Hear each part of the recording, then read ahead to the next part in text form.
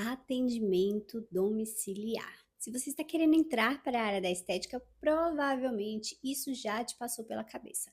Enquanto eu não tenho a minha estrutura, eu vou começar a atender os meus clientes a domicílio, juntar um dinheirinho para poder alugar o meu próprio espaço. Não é assim? E se você já tem o seu próprio espaço, eu tenho certeza que você já recebeu propostas do tipo: ah, vai ter uma data especial, ah, minha família é grande, dá para você ir lá em casa atender todo mundo, né? É muito difícil um profissional da área não se sentir tentado a realizar esse tipo de atendimento. E agora eu vou te contar por que você deve fugir dessa enrascada. Bom, para quem não me conhece, meu nome é Mônica Aires, eu sou especialista em micro e pequenos negócios da área da estética. E aqui nesse perfil e nas minhas redes sociais, nós falamos sobre como ter qualidade de vida e agenda bem paga em negócios de um só, empresas enxutas, onde você é o operacional e é o estratégico da sua empresa, aumentando a sua lucratividade e o seu poder de decisão. Então, se você gosta desses conteúdos, já se inscreve aqui e me acompanha por lá também. Bom, a minha história com o atendimento domiciliar começou da seguinte maneira. Eu entrei na área da micropigmentação, digamos que por acaso, sempre gostei de fazer unha, cabelo, maquiagem das pessoas mais próximas, vizinhos e amigos, mas eu achava que isso não era uma profissão digna, eu tinha aquele preconceito. Então, eu me formei em outro curso, fiz pós-graduação, MBA em outras áreas e quando foi no ano de 2016, mais ou menos, que eu estava exausta dessa área. Bom, eu iniciei minha trajetória na micropigmentação trabalhando para uma empresa. Eu realizava design de sobrancelhas, extensão de cílios e micropigmentação lá. E eu tinha um filho de 8 meses na época. Desde que comecei a trabalhar para essa empresa e comecei a sentir a dinâmica de trabalhar para outra pessoa e dividir esse tempo com a maternidade, eu coloquei na minha cabeça que o ideal seria mesmo se eu atendesse por conta própria. Mas eu tinha aqueles medos, aquelas crenças que todo mundo tem e tinha também a limitação de capital, né? Passei pouco mais de um ano e meio nessa empresa, aluguei uma sala pequenininha e comecei a atender na minha casa e nessa sala pequenininha. E eu já percebi que era muito mais difícil do que eu imaginava, porque eu não tinha ninguém para me direcionar nos processos que eu deveria seguir, né? Eu não tinha ninguém para me orientar. Então eu comecei fazendo tudo de maneira muito intuitiva, até que veio a pandemia. Quando veio a pandemia, ali no finalzinho, início de 2020 mais ou menos, né? Veio também o primeiro lockdown. Com o primeiro lockdown, minhas clientes começaram a ficar desesperadas e assim que começou a liberar algumas atividades, eu já comecei a receber esses convites. A estética não tinha sido liberada ainda, né? Salões de beleza, estética facial não havia sido liberada e os convites já começaram a chegar. Então eu comecei a receber convites do tipo: "Você não quer ir lá em casa rapidinho para fazer minha sobrancelha?". E aí eu estava naquela situação super delicada, onde eu precisava de dinheiro, onde eu queria manter os meus clientes, eu tinha medo de perder os meus clientes, né, e eu precisava pagar o aluguel do estúdio, porque afinal de contas, com pandemia, sem pandemia, os boletos vêm, né. E eu disse sim para vários e vários clientes. E aí eu comecei a me deparar com essa outra realidade, que talvez, espero que não seja a sua, mas esteja pronto se for o caso, não é? Eu chegava na casa dos clientes para atendê-los pontualmente no horário combinado. Eu tinha carro, né? Então eu ia até a casa do cliente. O cliente estava me esperando para pagar o mesmo valor que ele pagava no meu estúdio, né? Eu não tinha o feeling, nem a coragem, a postura, a petulância de bater no peito e dizer: não, eu vou, mas eu quero tanto. Eu estava numa situação de pandemia onde eu tinha medo de perder esses clientes. Então eu ia pelo mesmo valor que eu cobrava no estúdio, gastando gasolina para chegar até lá, no deslocamento de ida, no deslocamento de volta. Alguns clientes moravam perto do estúdio, sim, mas outros não, né? E eu tinha que arcar com esse custo. Então eu ia na casa de um cliente, ia lá toda paramentada, né? Toda tempos pandêmicos, vocês lembram como era. Preparada para atender esse cliente pontualmente às 9 horas da manhã, por exemplo. Quando eu chegava lá, raros os clientes que estavam prontos para me receber. Então, quem tinha criança, estava arrumando a criança, estava dando comida, estava botando comida no fogo. Quem tinha que cuidar da casa estava tirando roupa do varal, botando roupa no varal, é, fazendo comida, aquela coisa, né? Às vezes eu tinha que parar no meio do atendimento para o cliente resolver uma coisa e outra. E isso foi adicionando uma problemática a mais. A primeira problemática que eu encontrei foi o deslocamento, né? Então, eu não posso dizer, não, atendo a domicílio somente neste bairro. Não tem como. E ainda assim tem cliente que vai morar no início, tem cliente que vai morar no final. Você vai ter que arcar com esse custo de deslocamento, concorda? A segunda problemática era a questão do tempo. Então, para eu chegar pontualmente na casa daquele cliente, eu precisava começar a me deslocar antes. E para eu sair da casa daquele cliente para outra casa de outro cliente, eu precisava me deslocar mais tanto. Então, eu perdia um tempo de atendimento muito grande, né? Então, duas problemáticas até aí. E a terceira problemática era o cliente estar pronto para me receber. Quando eu chegava na casa daquele cliente, eu ainda ia ter que observar como que eu ia realizar o atendimento. Então eu precisava ver se o local onde ele ia ficar e eu ia ficar eram confortáveis. Eu precisava ver se a iluminação estava adequada ou se eu tinha que colocar meu ring light.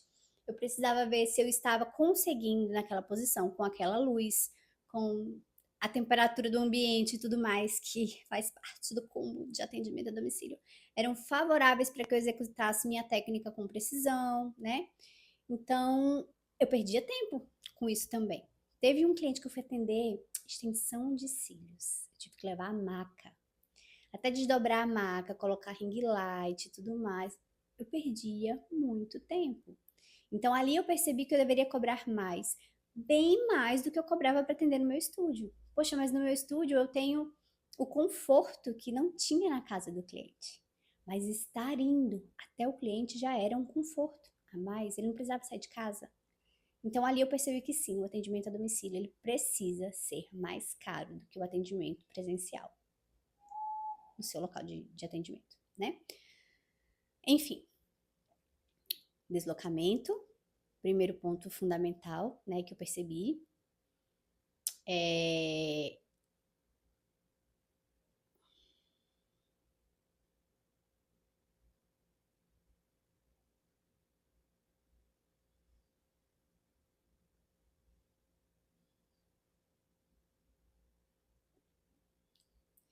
E diante de tudo isso, eu comecei a me deparar com outros problemas de atendimento, que até então eu não tinha percebido. Então, um cliente falava assim para mim, Mônica, dá para você vir atender aqui na minha casa? Eu tenho aqui 4 pessoas para fazer o design com você. Fazia as contas, fantástico, né? Mesmo depois que já havia sido liberado para as pessoas virem ao meu estúdio, as pessoas que estavam acomodadas a me ter na casa delas começaram a pedir que eu continuasse fazendo dessa forma. E com medo de perder os clientes que estavam bem reduzidos naquele momento, eu comecei a ceder. E aí começou a vir esses convites. Mônica, mas tem 4 pessoas na minha casa, 5, 6. Dá para você vir aqui fazer o design de todo mundo? E eu fazia as contas, digo, acho que vale a pena, eu vou. E aí quando eu chegava lá, só tinha uma pessoa. Ah, mas peraí que a outra falou que tá vindo. Vou ligar enquanto você faz o meu, a outra vem. Aí ligava, pra uma, pra outra, e eu esperando. Aí chegava uma, não, a outra disse que não vem, não, a outra só vem mais tarde, a outra só vem daqui a pouco. Aí eu tinha que ficar esperando 20 minutos a outra chegar. Aí depois a outra não tá vindo, tem que esperar. E eu acabava perdendo muito tempo. Porque as 4 pessoas que tem para fazer não eram 4 pessoas que moravam naquela casa. E ainda que fosse, uma tava vindo de não sei aonde, a outra tava botando feijão no fogo. Tá entendendo? Não tinham 4 pessoas paradinhas ali sentadas como tem na minha recepção. Eram 4 pessoas que iam chegar e eu tinha que estar disponível para atender.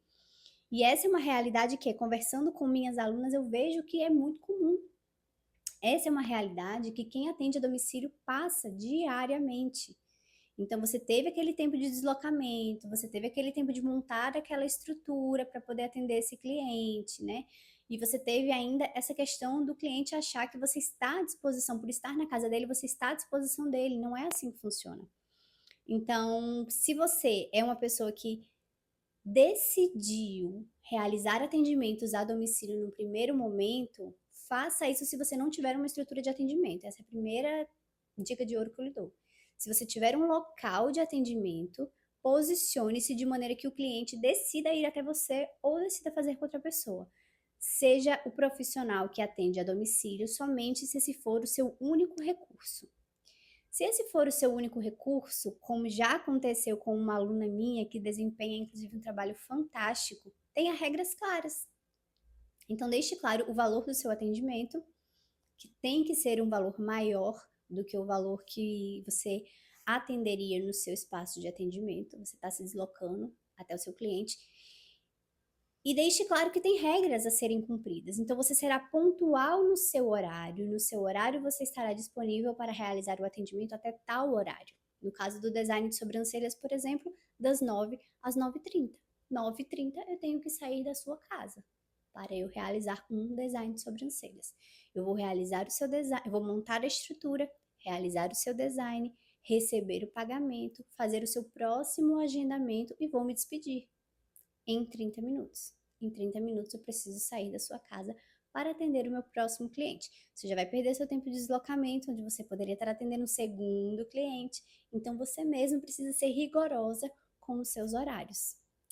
Ah, mas passou do horário, eu vou perder tempo aqui nesse atendimento. Você está perdendo um tempo de um segundo atendimento. Você está deixando de atender uma segunda pessoa. Então deixe claro que, ultrapassando o tempo do seu atendimento, um novo atendimento será cobrado. Ah, mas eu precisei aguardar o cliente por 15 minutos. Serão 2 designs de sobrancelhas a serem cobrados. São regras claras e combinado não sai caro. Então eu sugiro para você que quando for realizar o seu atendimento, de uma primeira vez, você envie para o cliente via WhatsApp uma listinha com todas as regras que precisam ser cumpridas e respeitadas. Você pode fazer isso através de um vídeo, como eu estou fazendo aqui, né? Que é para o cliente entender que não é uma coisa fria, não é uma coisa grosseira, é uma coisa objetiva e favorável para os dois nesse atendimento. É uma coisa que vai viabilizar que você possa atender mais pessoas da mesma forma que você está atendendo esse cliente.